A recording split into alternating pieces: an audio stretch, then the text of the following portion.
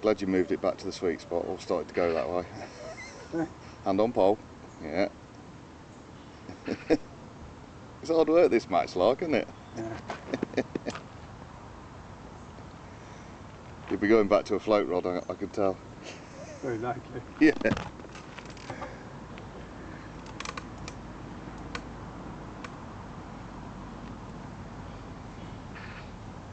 There's your sweet spot, right down there, that's the one. That's your sweet spot. Very likely, because the rod and line is less work with your shoulders. Yeah, no, I figured that, but you wanted to learn it, so, you know, now you sort of, you know what it entails, don't you? It is, it's not easy, it's, you know, especially if you've got stiffness in your joints or tendon injuries or things like that. It's just lovely being here though, isn't it?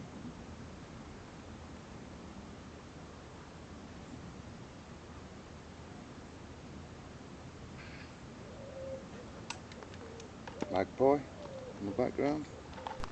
I'm seeing that little moorhen. You know, that little bubbling. He's probably gone to the other side of the lake, won't he? They go, I'm not staying here.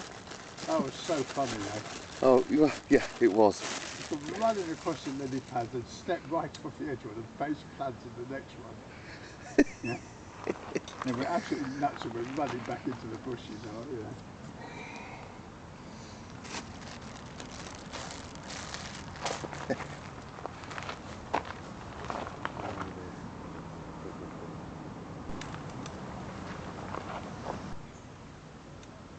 Just push the pole down with your right hand and just lift the bait that way. Leave the front down and that's it. Just, you know, you could just do that and take the weight off.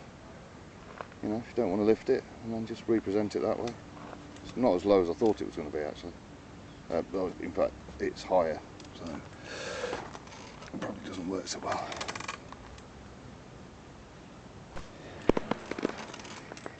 In the next part, I'm going to take 2 sections off Andy and move him closer to the margins. We'll be back in a bit. Yep, so your maggot's ready. Yep. Right, so what we're doing, we put Andy on a short line to save his shoulders because he's got some tendonitis, which never seems to leave him. So we've gone onto a shorter line now. We're bringing the fish closer in from our hot spot. They're still there because we've just checked where we want to be fishing, and Andy's just had a bite, so he's shipping out. But you've got to be smooth, and I've said to Andy on a shorter line, because I've moved the float down a little bit, you've got to be smoother. So he thinks I can do smooth. Oh really? Well, let's see how smooth you really are then. Yeah, if I've got to be smooth, that means I've got to put my baseball cap on back to front. Probably not that smooth. So now we're on the short line. The fish are still there, so, and I've also moved the weight up on the hook, off the hook link. Reason being is now we've got more chance of fish taking on the drop. And when Andy's ready, he's just let himself get mugged there. You probably saw that. Hopefully. At least that's a good sign. It does show that we're in the right spot. But it is a good sign that the fish are there, and they're just right out there. So hopefully we can get the camera zoomed in. Ah, they're taking. There we go. That's where we want to be. They're starting to feed towards the top. We've shallowed up, and there'll be some movement going on in that sort of area. We'll get Andy a hook on, and hopefully this time he'll be awake enough not to miss a bite. So he's used to going to sleep on a boat and then just reeling in with something dangling on the end, and it's about finesse this is. I'm trying to teach him a little bit of finesse. There we go.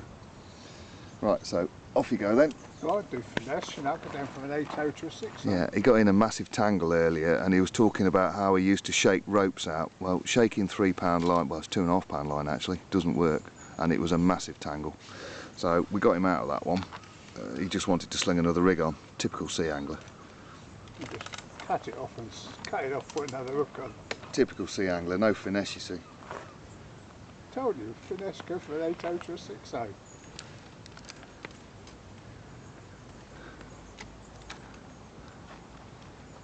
Oh, there we go. He's got a bite. Oh, it's up to him then. Now, if he's going to hit it or miss it. Oh, look! He's got something. Smooth is good. Smooth is good. Right, well, let's see. He's on a shorter hook length. Is he going to drop it? Oh, see. Now, if he was smooth, without having to move the camera like I am doing to keep up with it, because this makes my camera skills look awful. If he was smooth, I wouldn't be having to swing the camera around, which Andy will see when he edits this, and he'll just see what a hash he's making of it, no doubt. But at least he's got the fish in this time. So that's something, because I think we've probably lost one more than we've caught so far, although we are having a bumper day, so... Oh, that's... Oh, slap. He's all right. Oh, he's fine, but yeah, don't do that at home, kids. It's not good.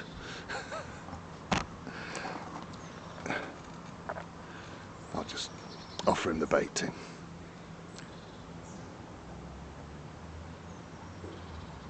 And maybe show the people what I showed you earlier about hooking a nice maggot. Let's see if he can remember. Show the maggot to the camera and show how. Yeah, I'll explain what I explained to you about hooking the maggot. On the maggot, you notice on the maggot, there's like a couple of little Breathing holes. food spots, breathing holes. Get rid of the old one. And like a little flap of flesh just below them. So hook it through that. Keeps the maggot alive longer. If the maggot pops, change it. It's not a good idea. It's easy to do. Let's see. He's on the ball now. Starting to make things happen now. Now that we've dropped 2 sections off the pole, which is probably more beneficial for Andy, as we think. Difficult to panel rig a maggot.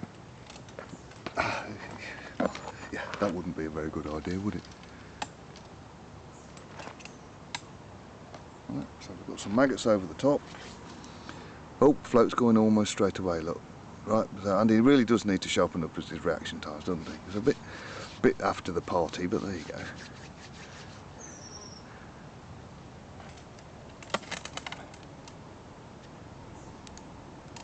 These fish are probably 8 feet from the bank.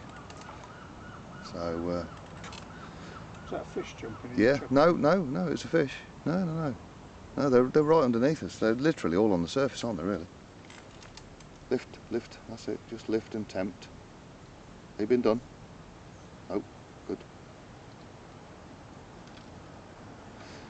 I would put a shorter hook link on, but I think Andy's jiggling around with the pole tip might just end up in more tangles, so that's probably... save that for later.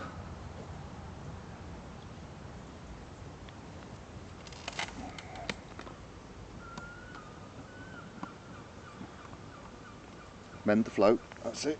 Mend it, represent.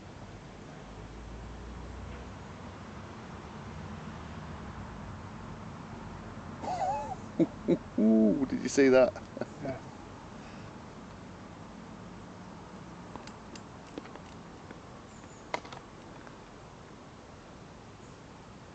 Mend and represent, and I'll drop bait over the top. That's it. Oh. There you go. Don't need many maggots. 10, 15, hopefully we'll get a bite.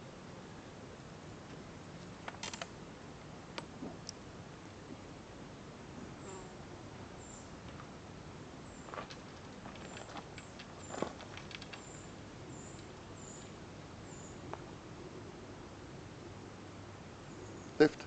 What are you doing? Wakey. Oh dear, I don't know. These pensioners. Oh, look at that. They get to sleep too quickly.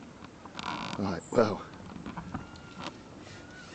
No, you're all right. You could have put him back in, but right, we'll get back on the spot. I think he's got a flat maggot.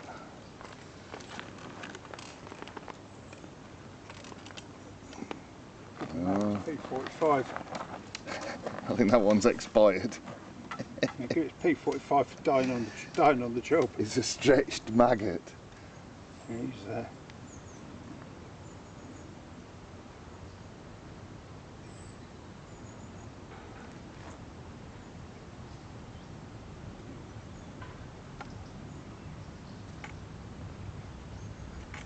This is absolutely swarming, isn't it, with small roach and rudd, a couple of ounces.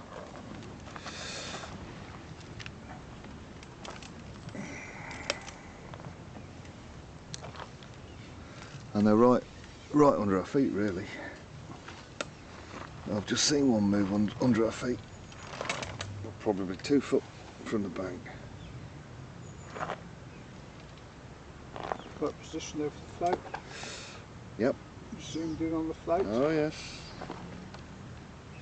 Concentrate on what you're doing.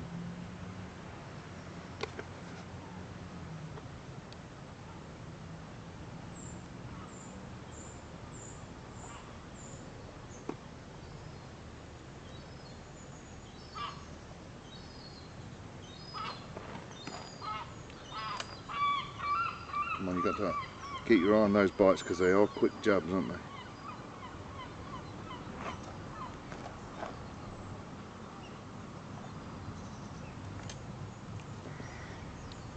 Lift. When I throw in, lift and lower, because obviously they're all sinking at the same speed then, aren't they? Go on, you're good, you've got a maggot on, you're fine.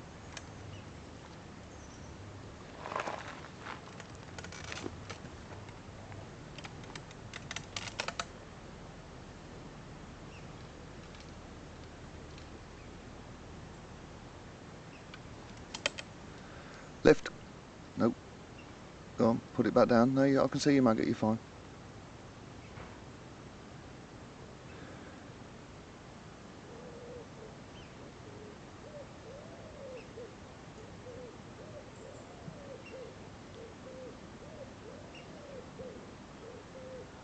That's it. Just keep tempting, because that will be sinking quite slowly with no weight on it apart from the hook.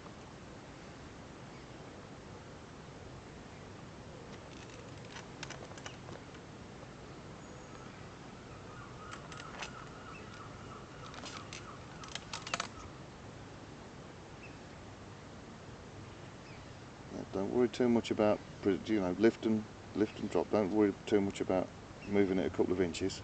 Lift. Alright, nice and smooth. Got to lift, you know, lift a little bit, because we're on a shorter pole. You know, you can lift with a little bit more speed actually, a little bit more aggression. Not silly aggression, because you'll pull the fish clean out of the water because we're on a harder elastic. But a little bit more, you know, to get the penetration, because you haven't got the leverage. You know, because we're 2 sections down.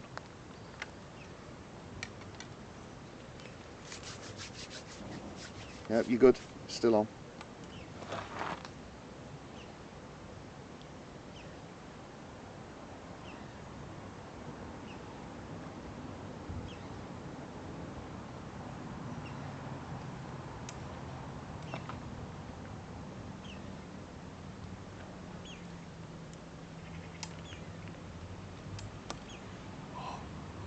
You all right, mate? Now, next stiffening up. Change the angle of your box.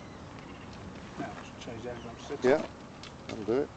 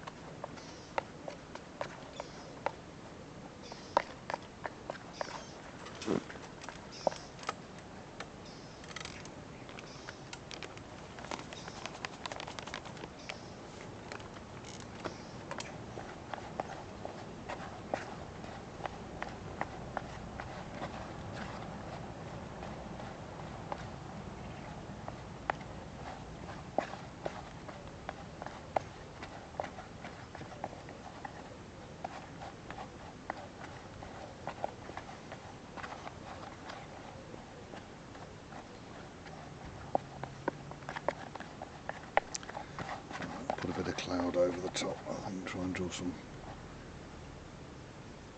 smaller ones over the top.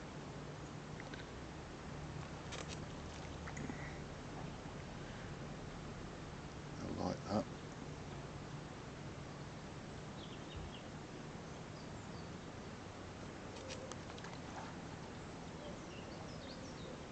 Yep, you're good. Still on. Why you bring it in? Why you bring it in? I put the bait over. Now you'll bring it I in. thought the maggot was No. I thought the maggot had left the building. No, I would have told you.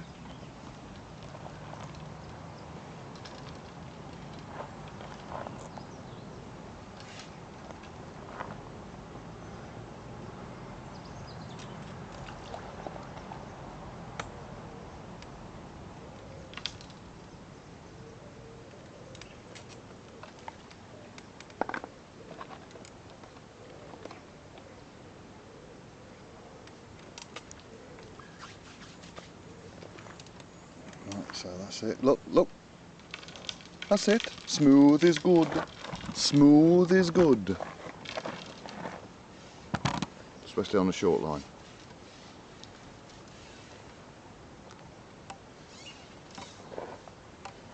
That little bit of crumb brought them back on quite quickly. Got them interested.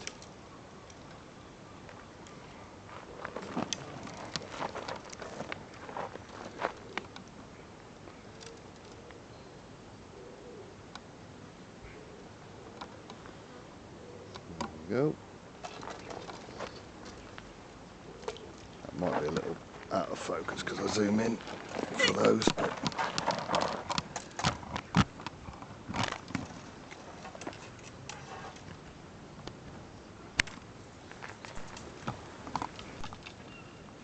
Yep. There we go. I'm not saying try and hit something like that, you know. You'd have to have twitchy fingers to do that.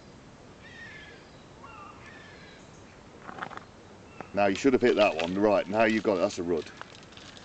That's a rud. That's it. Nice and steady.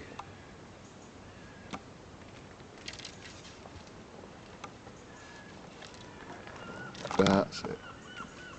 Beautiful fish, aren't they? Look at the colours of that. Beautiful rud, that. Top feeder. With an upturned top lip for feeding on flies, etc, etc. Gold colour rather than a roach's. Olive brown back and silver. Beautiful fish, bright red fins. Lovely condition. There you go. I'll do it. Well, Andy and I have just been talking about extolling the virtues of having what's called disco maggots. Well, they might have been called that in the 70s or 80s, but anyway, what we've got in here, we've got oranges and we've got whites and we've got reds and there's the odd green one in here. I can see the dog in the background. And various other colours. So what we're going to do, we've had them on red and white. I know he's had one on yellow. Orange. We're going to try an orange and just see how keen.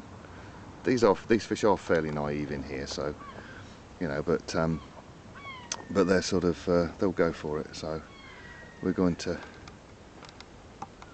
see if we can run through all the colours. So this will be orange, and we'll stick with orange until we actually nail one. Or until Andy actually strikes fast enough to hit one. Right, so I'm picking out coloured maggots.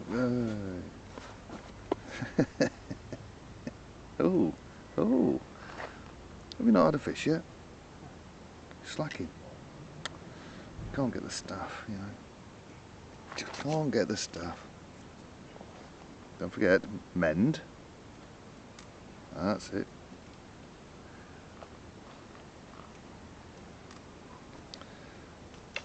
Hey, well, there's one on. Oh, he's got a bigger one now then. Oh, look at that. You see, what can I say? That was a much bigger fish. And it's all on camera. Pilot error. Too small. No, didn't strike firm enough. Too small. No, not having it. Not having it. Nice rod, that. It was. Is bait still on? Yeah. Yeah. Yeah, it was a nice rod actually. They will eventually, as the smaller fish get fed off, they'll move in, which is fully what I expect them to do, which is what I've been chucking a few in here and there to Well, that was a half-hearted effort, wasn't it? That's the fastest you've moved all day. My God, did you see the... Oh, you missed that one. Come on. Come on. Lift. That's better. Now then, that's a little bit more perfect. I know it's difficult from the point of view that you've got smaller sections on, and, you know, you've just got to be that little bit more aggressive without being too aggressive. Otherwise, you'll flick the fish into the air and bump it off anyway. It's another rud. Oh, yes. Of course, I mean, on a shorter line, you know, you're going to get a lot of wriggling happen, and so there's a nice rud on an orange. So we can move away from the orange and go back on. Well, go on to yellow. I know we've had one on yellow, but you haven't seen this, or the public haven't. We'll go back onto a yellow one. Might be in danger of Andy enjoying this, you know. Huh? So we might be in danger of Andy enjoying this. He's getting a workout. Good job you got tomorrow off. Oh. That bloke got out again, mate, you know. I don't know. See, Yeah. these tackle shop owners, skinflints, lot of them. Absolute skinflints. What can you say? Well, it's publicly convinced that all tackle shop owners are millionaires. They probably are. Probably were before they went into the tackle shop business. Okay. Are you set? Have you got a maggot on there? Well, I don't see one. Oh yes. Okay, I'll let you off. I'll let you off. Man, too late. I'll let you off. Yes, it is a yellow one. Glasses don't show up yellow. Yeah, he did, because it was tempting Quite the opaque fish. though. It looks like it's been sucked, doesn't it? Already. What can I say? There you go. No, we've got a maggot A in it. bit more aggression on that Oh, one, look sir. at that. You He's were- oh, you hello. were very lax on that one. You were never going to It's hook a that one root. as long as the It's a day was root. going. Hard taskmaster. Yeah. Notice. I'm gillying. My first impressions were that was a skimmer bream. Actually working the swim completely. Nah, I'm doing the baiting for him. Different. Telling him when to lift. Fish there, as everybody can see, the roach being olive backed and silver. Got to help the aged out where possible, haven't you? Still a lovely fish to catch. Poor buggers. Different mouth shape. A level, and sometimes turn down mouth rather than the upturned mouth. In many ways better. Rud. Than live maggots, because they won't bury themselves in the substrate.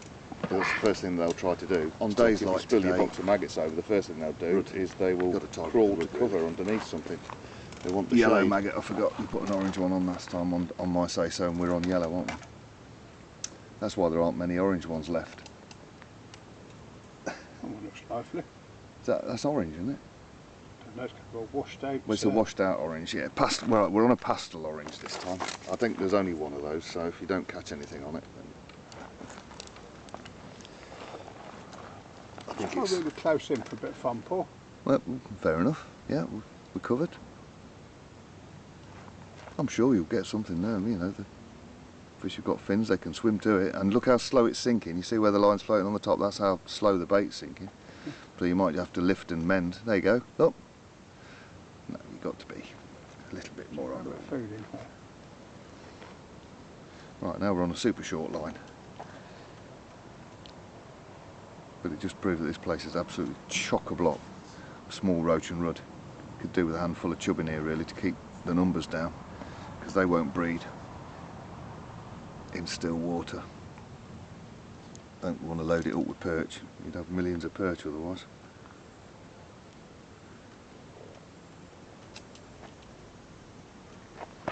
Little and often. Mend. That's it. Mend and drop.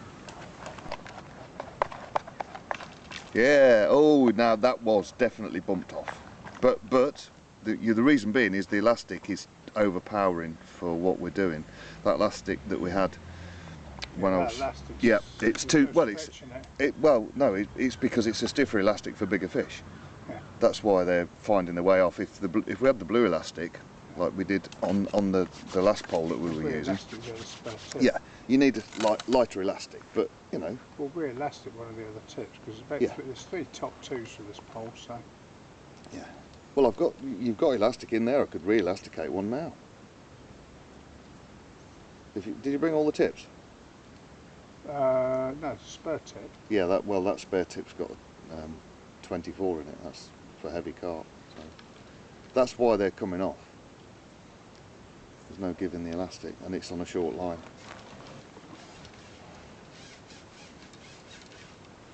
However, did you put everything out of the plastic box? Yeah. Right. Well, root out the blue, and I will attach some blue to the tip of that and then reattach it to that, so you'll have more give and you won't bump as many fish. So right, so I'm just going to do a little bit of a modification on the bank. So we're going to turn the video off and then I'll sort that out. We will be back.